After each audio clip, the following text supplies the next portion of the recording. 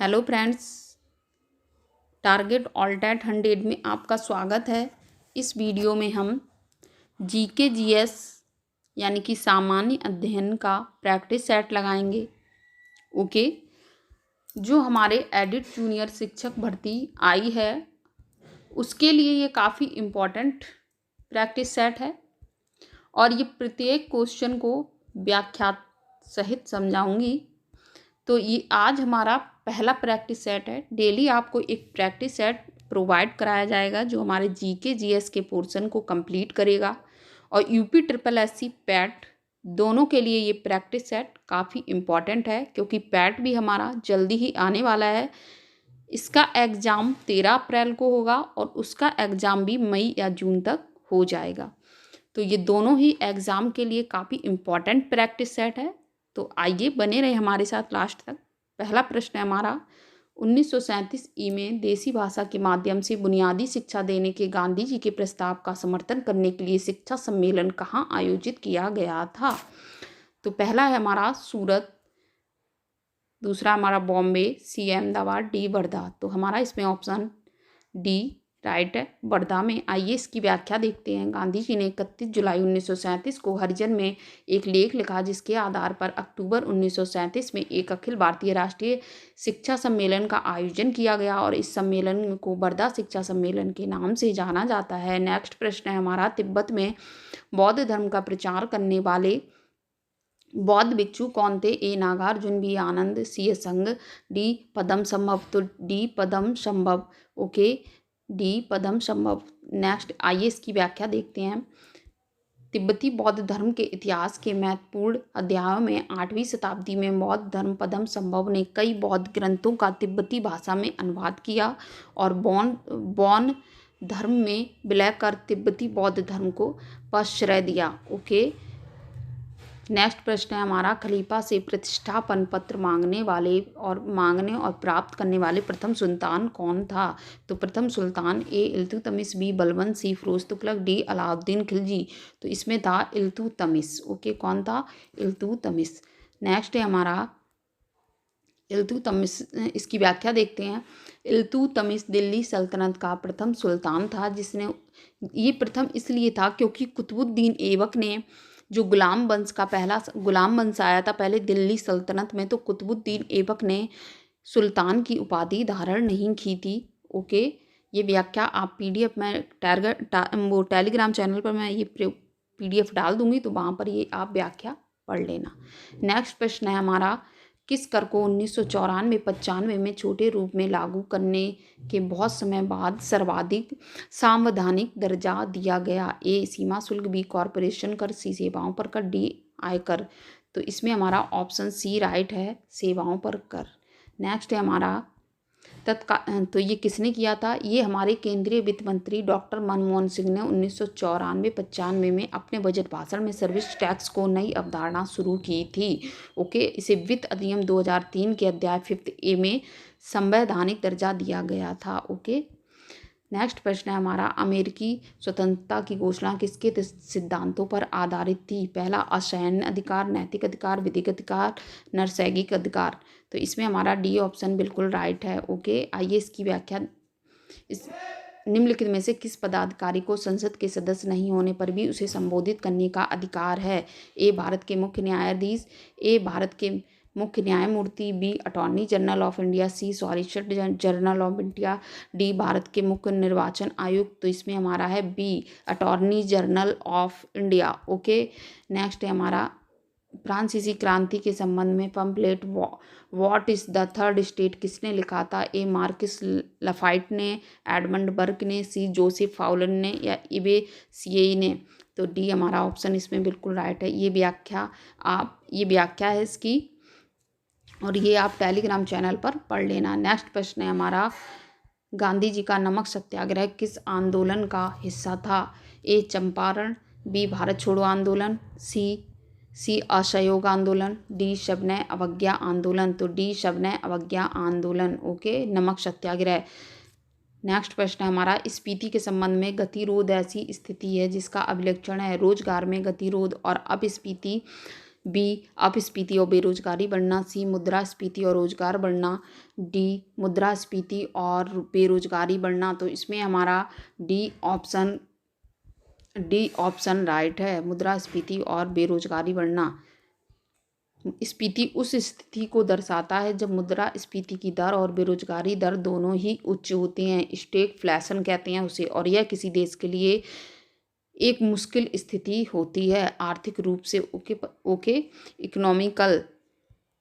Next है हमारा आवश्यकताओं की मांग कैसी होती है। आवश्यकताओं की मांग से हमारा तात्पर्य है आवश्यकताएं जो हमारे जीवन के लिए काफ़ी इंपॉर्टेंट वस्तुएं हैं, उन्हें हम आवश्यकताओं की मांग कहते हैं। जैसे नमक हुआ, आटा हुआ, चीनी हुई, इनके बिना हमारा काम चल ही नहीं सकता।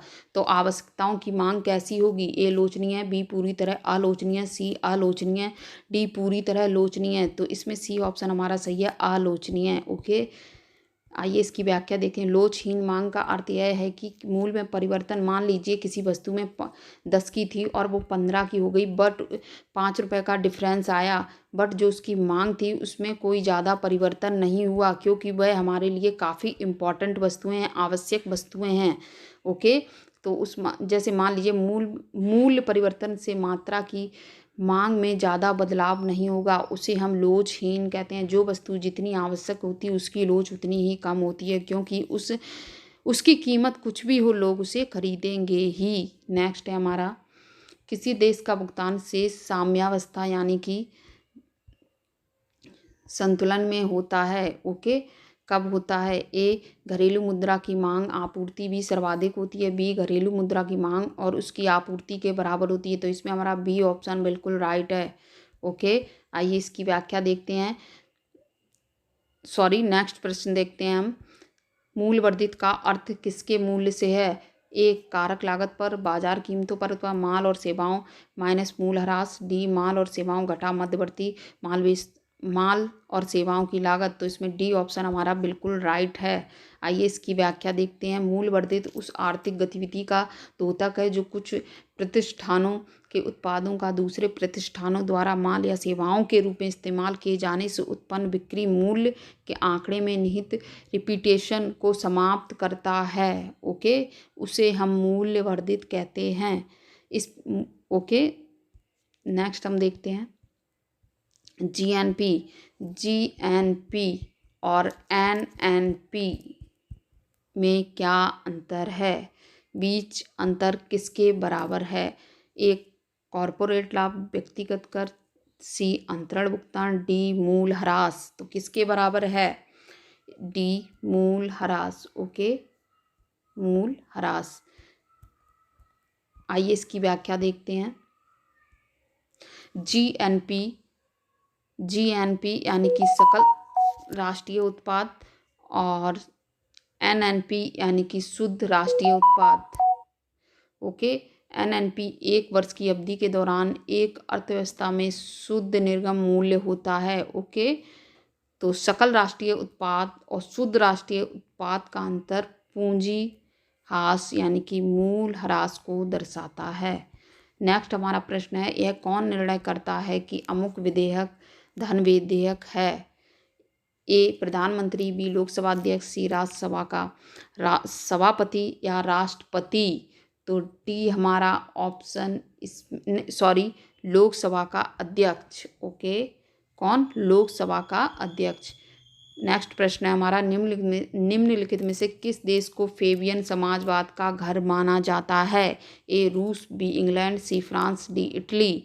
फेबियन समाजवाद का तो फेबियन सोसाइटी की स्थापना ब्रिटेन में सन 1883-84 में हुई।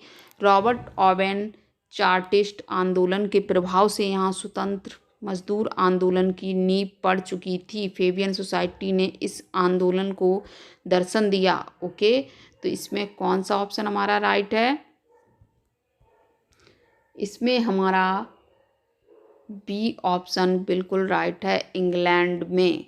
ओके नेक्स्ट प्रश्न है हमारा, पादप जल संबंधों में का प्रतीक का प्रयोग क्या दर्शाने के लिए किया जाता है? ए परासरणी दाब, बी जल विभव, सी विलय विभव, डी परासरण, तो जल विभव को दर्शाता है ये प्रतीक जल विभव का प्रतीक है।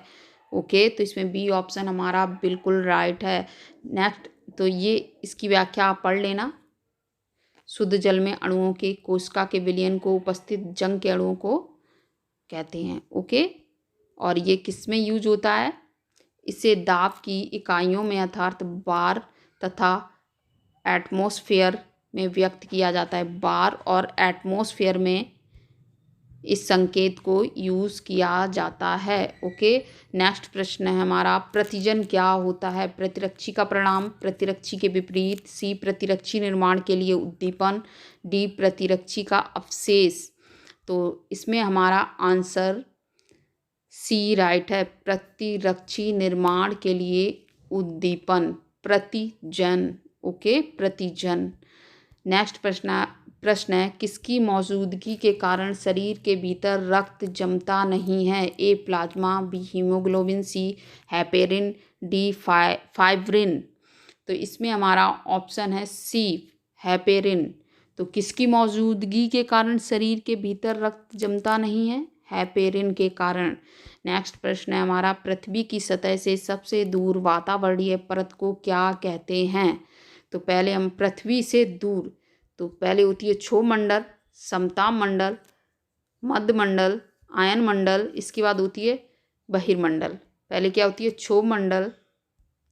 क्षोमंडल, समताप मंडल, मध्य मंडल, आयन मंडल, इसके बाद बहिर्मंडल। तो इसमें कौन सा ऑप्शन पृथ्वी से दूर कौन हुई? ए समताप मंडल, बी बहिर्मंडल, सी आयन मंडल, डी मध्य मंडल। तो कौन सी हुई? बहिर्मंडल। ओके, तो दोस्तों अगर आपको ये वीडियो अच्छा लगा तो आप मेरे चैनल को सब्सक्राइब कर लें, बेल आइकन ज़रूर दबाएं ताकि आपको नए वीडियो के नोटिफिकेशन प्राप्त होते रहें। तो दोस्तों नेक्स्ट प्रैक्टिस सेट कल हम लगाएंगे, और टॉपिक वाइज पढ़ने के लिए आप बताएं आपको कौन सा सब्जेक्ट टॉपिक वाइज पढ़ना है। तो मेरे हैंड रिटन नोट्स हैं, जो हैंड रिटन नोट्स से मैं आपको पढ़ाऊंगी, जो आप बड़ी आसानी से सरल भाषा में समझ सकते हैं। तो मेरे चैनल को सब्सक्राइब करें, लाइक करें और शेयर करें। टेलीग्राम चैनल ज़रूर ज्वाइन करें, वहाँ पर इस प्रैक्टिस सेट की PDF आपको मिल जाएगी। तो बने रहे हमारे साथ टारगेट ऑल 100 पे। Thank you.